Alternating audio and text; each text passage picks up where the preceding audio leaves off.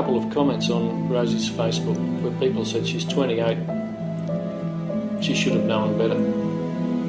I think that's a very strange thing for people to say. I mean, I'm 56. I still do things that are silly at times. That was probably one of our problems too. We just saw her as the most beautiful creation, so intelligent, and you just couldn't believe that she would think that she wasn't absolutely stunning. We just used to think, where did this gorgeous creature come from? The fact that she was 28 and took a drug and died from it, I don't think that's necessarily her fault. There was someone there who knew that she was already not well. She was already inebriated by something else, either alcohol or other drugs, yet they still chose to sell her not one but at least 2 of these ecstasy tablets. They didn't make them themselves. They didn't know how strong they were. They had no idea of what was actually in it. They were probably drug addicts themselves, probably just trying to make a bit of penny money. She died because of that. And someone out there, probably looking at this right now, is the one that did it.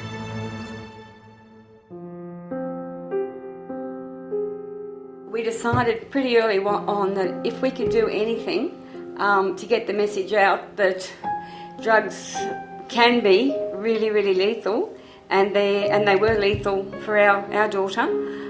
She certainly, it was not only a drug addiction that she had a very severe mental illness, and so really the combination, I guess, of mental illness and then using drugs to sort of lessen the impact and the torture that she felt with her mental illness, I guess led to her death. And so for many people with mental illness, drugs are just so lethal, and I think for other people they can be lethal too. She had probably a cocktail of conditions.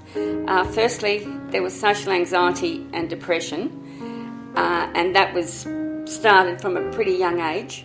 Then I guess an eating disorder, mid-teens, then smoking marijuana at about 16, and then by 20 diagnosed with bipolar, which is a condition, high-low, where you really don't see the full consequences of your actions. And then by about 23, she was introduced to speed. And from speed, you don't recover. You never recover. The brain was changed almost overnight. Now, from the other things she had when she recovered, she was just herself again. But after speed, her personality had changed. Almost instantly. You could tell.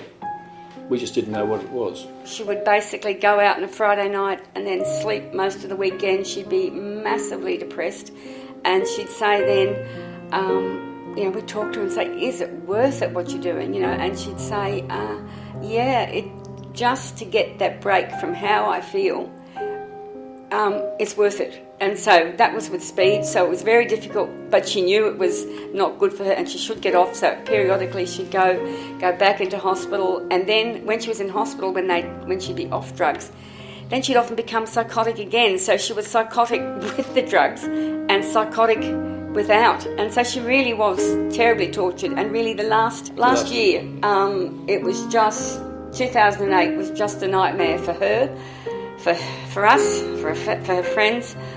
She just was psychotic most of the time, just screaming, just so angry. She'd never been angry at us before. She was just so angry at us and the world, and of course herself. But she was no longer blaming herself, which she'd done until that stage. And so she was blaming everyone else, and then we were being blamed. Her boyfriend at the time, who was very, very considerate to her, and very understanding, he was being blamed. So anyone who tried to love her or help her, she was really pushing away. So she just had this really self-destructive behaviour in the last year, and by about November, December, she'd actually become violent with us, and she was that just wasn't her. She was gentle.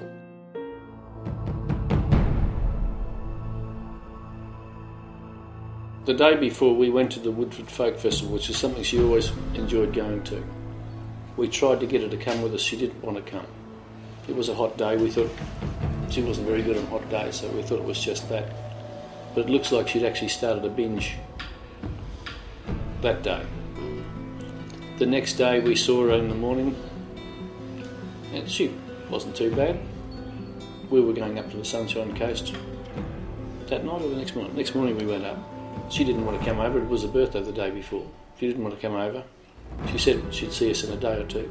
Which was strange because we had her brother and sister home for Christmas.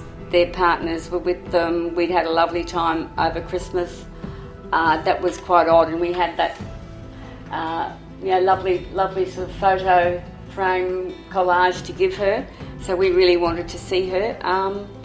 And yeah, so that was a little bit strange. So we actually kept, I know that day and the next day, we kept up. We had a lot of text messaging between each other. So obviously we were a little bit worried. Apparently from people who knew her, she looked pretty under the weather that night before. So she was probably taking something then or had taken something.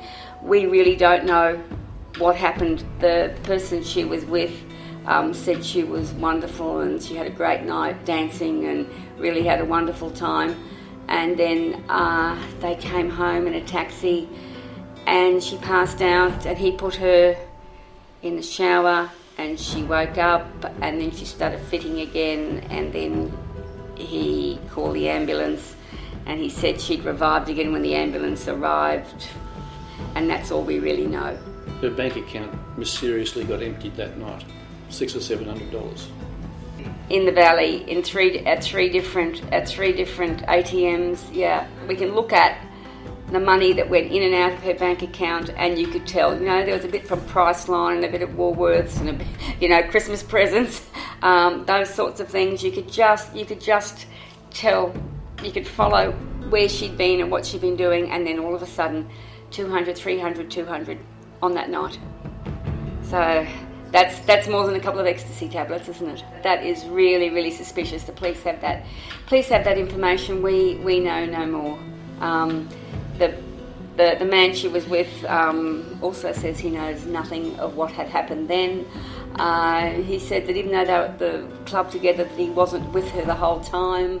I don't know why he wouldn't have been, because they were supposed to be madly in love.